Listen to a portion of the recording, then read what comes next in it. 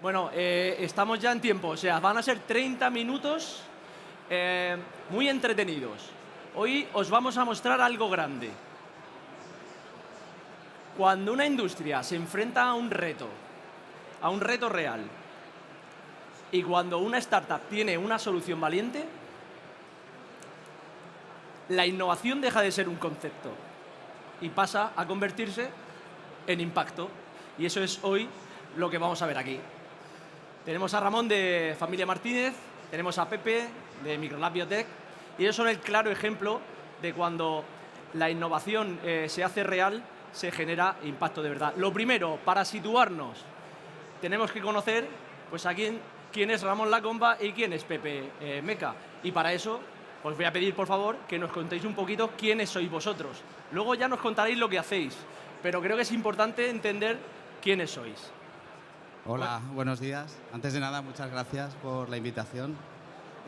Bueno, pues yo soy una persona de un barrio de Valencia pequeñito, del Cabañal, que era químico, luego estudié tecnología de alimentos y poco a poco me fui convirtiendo casi en un cocinero, porque lo que más me gusta a mí en la vida es la alimentación, me gusta comer, me gusta dar de comer, me gusta que la gente sea feliz comiendo y, por suerte, trabajo en una de las mejores empresas de la Comunidad Valenciana dedicadas a la alimentación.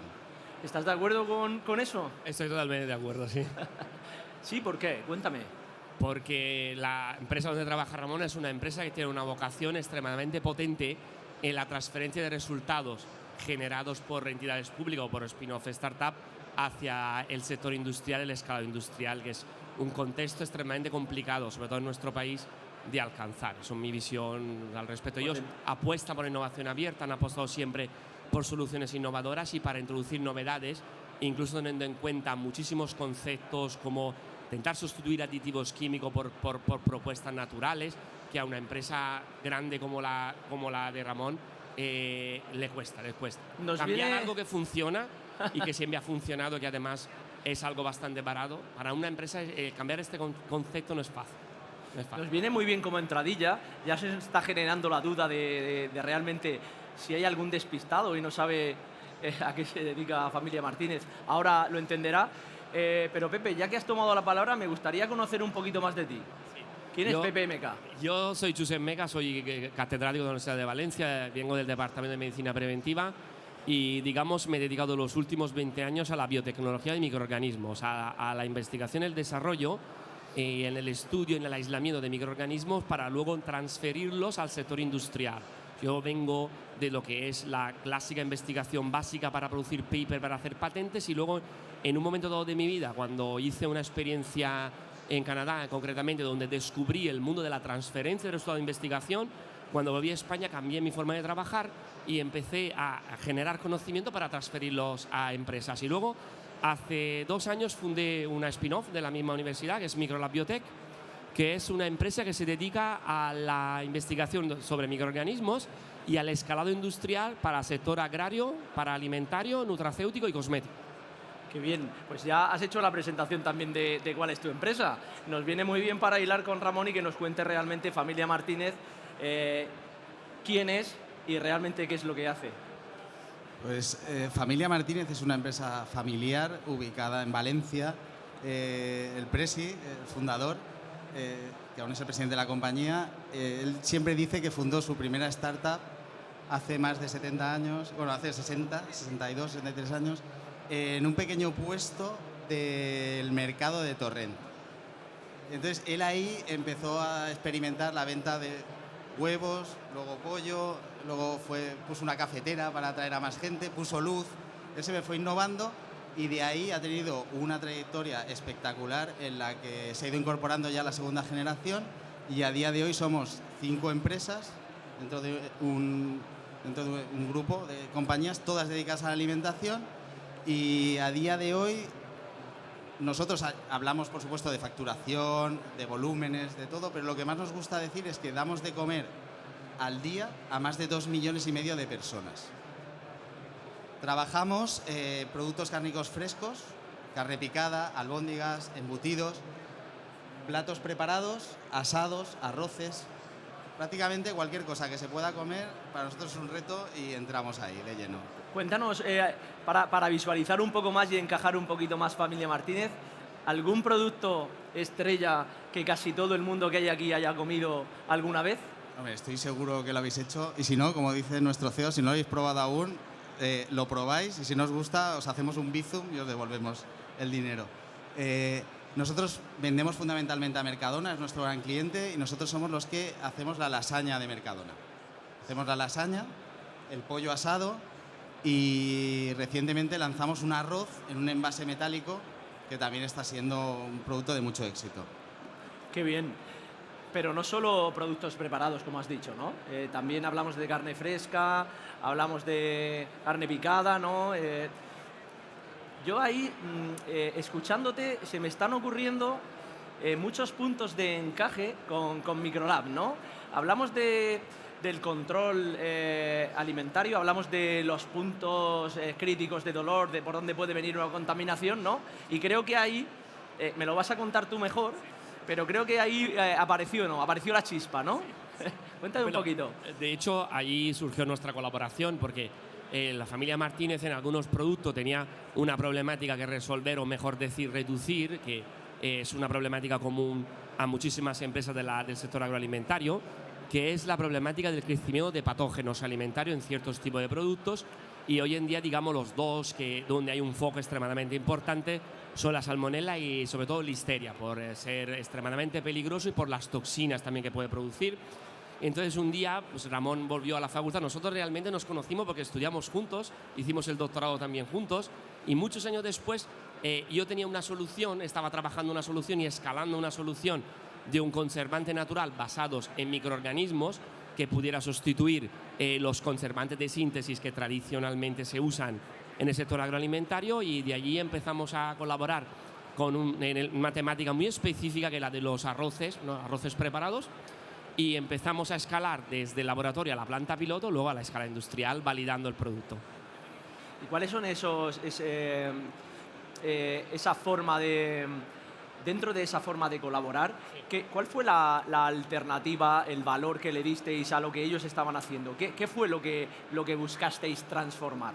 Nosotros lo que le quisimos dar valor es intentar sustituir los conservantes de síntesis que se utilizan comúnmente, los que en las etiquetas de los productos agroalimentarios codificamos y miramos cómo es, ¿no? Y los conservantes empiezan a partir del E200, E200, 201, 202, 282, e implementando una solución natural, o sea, basada en compuestos bioactivos de origen natural que vienen de una fermentación, que pudiera sustituir esos conservantes de síntesis, que además los añadimos en cantidades muy altas y que muchos estudios también han demostrado que pueden dar lugar a ciertas problemáticas a nivel toxicológico, ¿no? Para ingesta crónica de estos tipos de compuestos. Entonces nosotros propusimos una alternativa que era crear un medio fermentado por una bacteria, un medio apto para grado alimentario. Porque perdona que te corte, no sé si todo el mundo sabe que esos E200, 201 son sintéticos. No son naturales, son sintéticos. Sí, esta es la clave. ¿Y vosotros entonces? Nosotros implementamos una solución que venía de un medio de fermentación apto para grado alimentario, fermentado con una bacteria láctica autorizada por nuestra legislación. La bacteria fermenta el medio y genera toda una serie de compuestos bioactivos naturales que luego este biocomplejo se spraya y se añade como ingrediente en los productos que hemos trabajado, pudiéndolo declarar clean label, pudiéndolo declarar, digamos, como sustancia natural o aromatizante en su caso. Fíjate, esto es muy potente, ¿no? Es muy potente porque parece sencillo, pero en realidad ya me habéis contado que no lo es. Esto de la innovación abierta a veces es complicado, ¿no? ¿Cómo lo habéis vivido vosotros? ¿Cómo es el día a día de la innovación abierta? Para que todo el mundo entendamos, porque el término innovación abierta está ahora muy manido, ¿no? Todo el mundo utiliza el término innovación abierta. Yo tuve que mirar de dónde venía ese término, el año 2003. Henry Sesbrock publicó el libro Innovación Abierta y lo que decía ahí básicamente se basaba en tres cosas. Una era que una industria estaba desaprovechando desarrollos externos, conocimientos externos, primero. Segundo, internamente, todo lo que se desarrollaba y se innovaba no se terminaba de llegar al mercado. Y dos, la globalización estaba haciendo que sí o sí hubiera que unirse, ¿no? Innovación abierta, realmente en la práctica, en el terreno, en el suelo, ¿cómo lo hacéis vosotros? ¿Cuál es un día de innovación abierta entre Familia Martínez y Microlab? A ver, nosotros lo que sí que tenemos claro es que se habla mucho de innovación abierta, muchas veces de una manera muy generalista y muy vacía, ¿vale? Porque al final me vengo a un evento como este, conozco a alguien súper interesante, se lo presento a la persona de mi compañía que puede solucionarle un problema determinado y se acaba la relación. Porque se ve como muy lejano al día a día, se ve muy lejano a las necesidades o incluso la propia solución que nos puedan dar. Entonces yo siempre hago la analogía, desde que me dedico a esto, Familia Martínez es un transatlántico muy, muy grande. Entonces es muy difícil que vire de rumbo. Nosotros en el caso concreto de lo que hemos trabajado con Pepe, veníamos haciendo platos preparados que no estaban buenos. Nosotros le poníamos todo el cariño, pero una vez hecho lo teníamos que poner al baño María, ponerle conservantes, hacía mucho tiempo que no le poníamos, pero los poníamos al baño María. Al ponerlo al baño María perdía todo el sabor, la textura, el color. Y dijimos, ¿de qué manera podemos hacerlo como si lo cocinase en casa y que quede tal cual lo he hecho? Es decir, yo cocino mi lasaña o cocino el arroz y yo no le hago nada más. Le pongo la bolsita para que no caiga polvo encima. Entonces teníamos que buscar algo que fuese una solución que nos permitiese ir ahí. Esto, por supuesto, tenía connotaciones a nivel de seguridad alimentaria, de envasado, tecnológicas. Entonces al final era un problema compartido por toda la compañía y nosotros, dentro de nuestra misión, está ofrecer soluciones sabrosas y sencillas. Lo primero, sabrosas. Entonces, como era un elemento clave, toda la organización estaba apuntando ahí. Pero claro, ese cambio de rumbo en el transatlántico no es fácil, por la inercia que llevamos, el peso que tiene. Entonces necesitamos pequeños ayudas, empujoncitos, que nos vayan fijando el rumbo. Entonces, para mí, innovar de manera abierta es coger a alguien que tiene muy claro hacia dónde va y te guía. Entonces te pega ese golpecito. Entonces la empresa tiene que estar muy preparada. Si no, y no resuelve un gran problema, esto no funciona. Esta mañana hemos tenido varios paneles, todos con la temática de la innovación abierta, ¿no? Y había un panelista que decía que era algo que tenía que impregnar a toda la compañía y que tenía que partir desde arriba, pero luego tenías que tener a alguien, un referente, que le gustara chocarse contra la pared continuamente, no, pero que no cesara en eso, ¿no? ¿Ese eres tú en Familia Martínez? Sí, nosotros. Yo he tenido recientemente un profesor que nos decía que los comerciales son happy losers, pues nosotros los innovadores somos eso, ¿no? Fallamos y nos encanta y volvemos a levantarnos y volvemos a fallar, ¿no? Pero no somos tontos, entonces cada vez que nos damos con esa pared tenemos que salir fuera a buscar a alguien que nos pueda ayudar. Y en este caso, en concreto, fue Pepe. Como dice él, estudiamos juntos. Yo sabía que en los yogures no había listeria y no se trataban, o sea, no se ponen al baño María. Y dije, ¿quién es el que más sabe de bacterias probablemente de Europa o del mundo, ¿no? Y de toxinas? Y era Pepe. Entonces, automáticamente cogí a mi compañera de calidad a la mano y dije, vamos a ir a alguien que, aunque está en la universidad, que parece que está lejísimos de la empresa, de las soluciones, del día a día, esta persona tira del carro de verdad. Entonces, por eso fuimos a su despacho. Bueno, ¿y qué? Pues, continúa. Todo empezó allí, vinieron al despacho y me plantearon el problema, un poco lo que he descrito anteriormente, sobre la problemática de reducir listeria utilizando alternativas naturales. Nosotros llevamos años trabajando con procesos de fermentación y adaptación industrial de procesos de fermentación, y yo, digamos, para realzar un poco la pregunta de la innovación abierta, yo voy un poco al revés que Ramón. Yo busco gente que esté dispuesta a aceptar mi transferencia. Yo genero mucho resultado de I+D y luego busco empresas que están dispuestas a probarlos, y no siempre es fácil. Entonces, lo que nosotros teníamos en aquel momento, ya una prueba planta piloto validada internamente y había funcionado muy bien, y gracias a la planta piloto de Familia Martínez hicimos una prueba ya haciendo un escalado en N30 de arroces, un escalado ya bastante importante, más importante que el escalado a nivel de laboratorio. Primero lo validamos allí y luego, una vez que fue validado, la Familia Martínez hizo también un challenge test con una empresa externa para validar los resultados internos que habíamos obtenido nosotros, y luego al final hicimos un challenge industrial, pasando a un N muchísimo más alto y más grande. El ingrediente funcionó en todas esas etapas. hasta el punto luego de ya pasar a la parte del etiquetado e introducirla en una multitud de productos que ahora mismo están utilizando. ¿Cuántos productos podremos estar ahora mismo? A ver, esto, por ya seguir el hilo, ¿no? Sí. Hicimos todo el desarrollo, como él dice, para los arroces y nunca lo usamos en arroces. Porque como pasa, ¿no? Dices, vale, pues no me hace falta y vamos a parar porque de repente se nos cruzó otro proyecto que teníamos que lanzar inminentemente y dijimos, espera, vamos a parar esto y hay que reconfigurarlo todo para este otro producto. Que ya no se hace ni en la planta de Valencia, que no calentamos y que encima va todo en frío. Entonces, Pepe, deshaz todo el camino y vuelve a hacerlo para este nuevo producto. Y ahí ya empezamos lo introdujimos en un brew up que vendemos fresco, que es un listo para el consumo. No necesita calentarse, con lo que el reto era aún mucho mayor que en el anterior. Y ahí tuvimos también un reto no solamente de aplicación y de desarrollo, que es lo que hicieron ellos, sino a nivel industrial de la aplicación. Entonces, claro, ahí ya tienes que, en un sitio donde no habían oído del producto, no habían oído de innovación, teníamos que tirar encima de ingeniería para que nos hiciese un sprayador, porque si no, no funcionaba. Entonces, claro, al principio sprayábamos con un spray para regar las plantas. Ahora ya es, por supuesto, industrial. Y esto parece, escuchándoos a vosotros, parece fácil, pero no será tan fácil cuando no todo el mundo es capaz de hacerlo. Estamos escuchando que bien os está yendo de momento, ¿no? Habrá momentos en los que no haya ido tan bien. Acabamos de escuchar uno, ¿no? Que es una especie de pivotar, ¿no? Internamente, ¿no? ¿Dónde está realmente la dificultad de realizar la innovación abierta según vuestro punto de vista?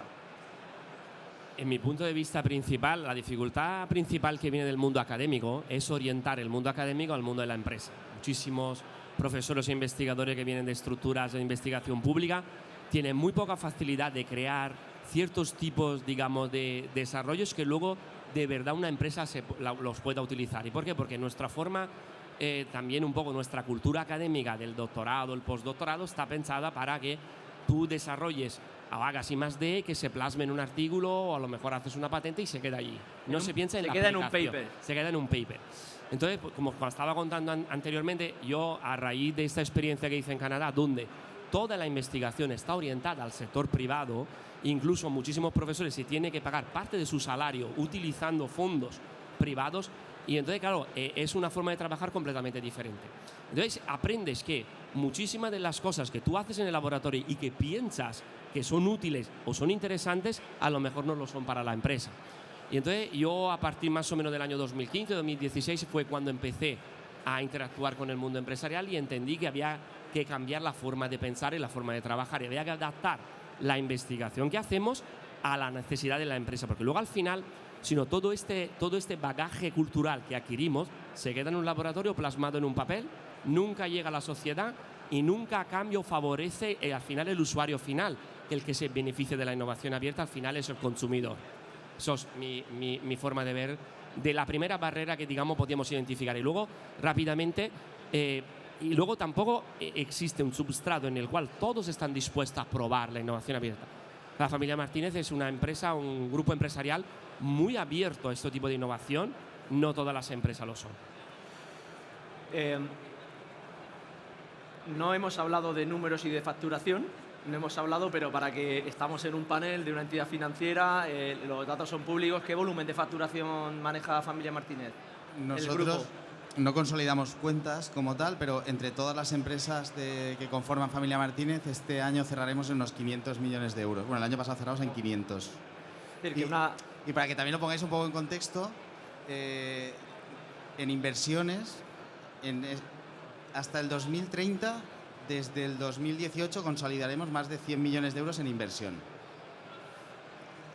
Sí. Es súper importante que un grupo tan potente, tan relevante, apueste por la innovación, porque al final también estáis haciendo como de iba a decir de gacela, ¿no? Que es un término que se utiliza mucho, ¿no? Pero sirviendo un poquito de ejemplo, ¿no? Y al foro que hoy nos está escuchando también, ¿no?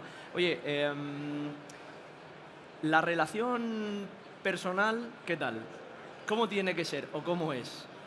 Porque entiendo entiendo que esto va mucho de relación personal, que está bien la profesional y la institución, pero al final las cosas, las ideas, se aterrizan por personas. A ver, yo creo que aquí lo más importante para esto siempre es tener una orientación, ¿no? Un mindset, ¿no? Que dicen ahora, muy enfocado realmente en la innovación útil. Nosotros en Familia Martínez siempre hablamos de innovalor. Nosotros siempre buscamos el valor. Entonces te tienes que rodear de gente que piense exactamente igual que tú. Por eso yo sabía que este proyecto iba a ir a buen puerto con Pepe, porque Pepe no solamente tiene una bancada de laboratorio donde investiga, sino que Pepe en un polígono industrial perdido de la mano de Dios, recién pasada la dana, además, con 1 metro de agua dentro, tenía un bioreactor para biopreservadores, ¿no? Para el campo, y yo sabía que él se iba a poner manos a la obra para hacerlo igual en alimentación, que es otro requisito. Perdona, me estás comentando que ibas enfocado hacia la agricultura, al campo directamente, y pivotaste gracias a la solicitud de... digamos que fue uno del propulsores, para decirlo así. Nosotros teníamos un negocio muy orientado a la producción de bioinsumos y productos de biocontrol con fermentación de precisión para el sector agrario. Y hacíamos mucha I+D para el sector alimentario, pero no habíamos encontrado todavía empresas que estaban dispuestas a aceptar nuestra transferencia de resultados de investigación. A raíz que empezamos a colaborar con Ramón en la nave del polígono de Ribarroja en Valencia, tuvimos básicamente que reconstruirla porque la nana la destruyó absolutamente todo. Invertimos en una nueva planta de fermentación, invertimos casi 600.000 euros en una planta nueva de fermentación de precisión. Y luego, a raíz de la colaboración, montamos salas blancas para poder producir a nivel industrial y manteniendo todo lo que son los parámetros que te exige sanidad, el ingrediente para poderlo proporcionar a la familia Martínez. Entonces, a nosotros nos impulsó, digamos así, a abrir una línea nueva de negocios que a principio no teníamos planteada. Oye, esto también es súper interesante porque ¿cómo de complejo es para una startup integrar esto? Integrar pruebas de concepto, integrar la innovación abierta dentro de lo que es su línea de negocio, ¿no? Su día a día, su actividad corriente, integrar esta pata. ¿Cómo es esa integración internamente? Internamente para nosotros es muy sencillo porque nosotros, de los 5 socios que somos, unos socios en la universidad, y de los otros 4 venimos todos del ecosistema de investigación y desarrollo V. Entonces nosotros, digamos, a lo largo de nuestra carrera científica, siempre hemos hecho I+D para intentar transferir. En nuestro caso no fue muy difícil. Lo difícil fue, o es, buscar interlocutores que aceptan, digamos, más o menos a poder probar nuestras soluciones innovadoras en el sector agroalimentario. Bueno, se nos va acabando el tiempo. Llegado a este punto, hemos hablado de lo bien que ha ido todo, ¿no? Quizá estaría bien comentar algo que no haya ido bien o que a lo mejor no hay nada, ¿no? Sí. Sí hay. Bueno. Siempre hay cosas y cosas que muchas veces son ajenas a la propia relación, ¿eh? Y en este caso, no es por llorar, ¿no? Pero, bueno, sí. Valencia somos muy así. El marco regulatorio no está preparado para la innovación. Es un gran problema que tenemos respecto a Estados Unidos, ¿no? Aquí está todo prohibido y lo que no está prohibido te lo prohíben, ¿no? Si estás muy en el borde. Claro, nosotros lo que estamos haciendo está muy en el borde. Porque es un producto que cuando te lees la legislación no está en ningún marco. No es un aroma, no es un microorganismo, porque por supuesto está inactivo, se muere, o sea, él fermenta, hace un yogur y luego mata a todos los bichos. Y lo que queda ahí es lo que mata las bacterias que podían haber en mi producto, ¿no? Y es lo que me permite a mí no hacer un baño María. Entonces está tan en el borde que cuando llega el regulador, en este caso pues la autoridad sanitaria, lo primero que tiene es miedo y te hace una línea y te dice prohibido. Y tú, pero bueno, si la bacteria esa se puede poner a un yogur y el medio de cultivo es azúcar, o sea, estoy haciendo un yogur y eso se lo estoy poniendo a mi producto. No, pero en tu categoría de producto no está dentro del marco definido. Entonces ya tienes que empezar todo el tema relacional a ver de qué manera puedes utilizarlo. Entonces, no solamente la dificultad viene, que ya es dura, pues la validación, pivotar, tener que cumplir ya la legislación básica de instalaciones y demás, sino que luego es el miedo a lo nuevo que muchas veces impera. O sea, en realidad nuestro producto entra en la clase de los productos que hoy en día los clasificamos como postbióticos. Y los postbióticos, o sea, productos que están hechos a base de metabolitos de fermentaciones mediadas por organismos vivos, en España ni en la Unión Europea no tienen clasificación, no tienen todavía regulación. Entonces, claro, la legislación los interpreta algunas veces, como estaba comentando Ramón, como los probióticos, pero no llega a ser un probiótico, y en otros casos como sustancias aromáticas o sustancias conservantes naturales que tampoco entran en ningún tipo de legislación. Entonces, yo coincido con él. La mayoría de los fracasos que nosotros hemos obtenido estos años a nivel, digamos, de spin-off y de intentar transferir, vienen de la relación con el marco regulatorio. Eso nos ha pasado con el sector alimentario, nos ha pasado con el nutracéutico y con el sector agrario también, que ahora tiene una transformación enorme y cada vez lo pone más difícil para poder hacer algo diferente a lo que hace todo el mundo. En realidad estaba escuchándote y estoy visualizando cómo van vuestra solución y se integra con vuestro alimento. Al final esto se reduce, voy a ir rápido, se reduce finalmente a un polvo, ¿no? Cuando el producto final es un polvo que se integra. O sea, así de sencillo. Todo lo que viene detrás y todo ese proceso que es la innovación, hay que demostrarle a la autoridad que puede encajar dentro de alguna normativa, pero no encaja porque no está esa normativa y se tiene que desarrollar esa normativa, ¿no? Entendido esto también y consolidado el conocimiento, siguientes pasos en vuestra relación de innovación abierta. Bueno, pues seguir ampliando a muchos más de los productos de los que hacemos y sobre todo dar a conocer la labor que hace su compañía, porque nosotros estamos en la punta de lanza de la innovación de la alimentación en España y ya no en España. Nosotros ha venido Walmart a preguntarnos, oye, ¿nos podéis vender producto? Porque vinieron aquí de vacaciones, vieron la lasaña y vieron los arroces y alucinaron. Porque es que es verdad que nadie hace un producto de esa manera, no pasteurizado. Es importante lo que ha dicho, no lo hemos comentado, pero Familia Martínez está detrás, delante, encima, dentro de lo que es KM0. Sabéis que es el hub de FoodTech, que recientemente CaixaBank de Igual han firmado un convenio de colaboración junto con Agrobantec, donde la línea es clara, ¿no? Avanzar en este sentido. Siguientes pasos, dinos un plato, dinos algún producto. Bueno, realmente nosotros a día de hoy va a cambiar la legislación, nos van a exigir a todas las industrias alimentarias que hacemos platos listos para el consumo que controlemos la listeria, que eso hasta ahora no estaba legislado, se lo hacíamos de manera voluntaria y ahora mismo vamos a tener que aplicar a todo lo que hacemos soluciones como las que nos ofrece Pepe. Todo va a tener que llevar algo, si no esta solución, alguna que nos desarrollen adaptada al producto que hacemos. Porque por supuesto no vamos a introducir aditivos ni vamos a dar marcha atrás en desnaturalizar los productos que vendemos.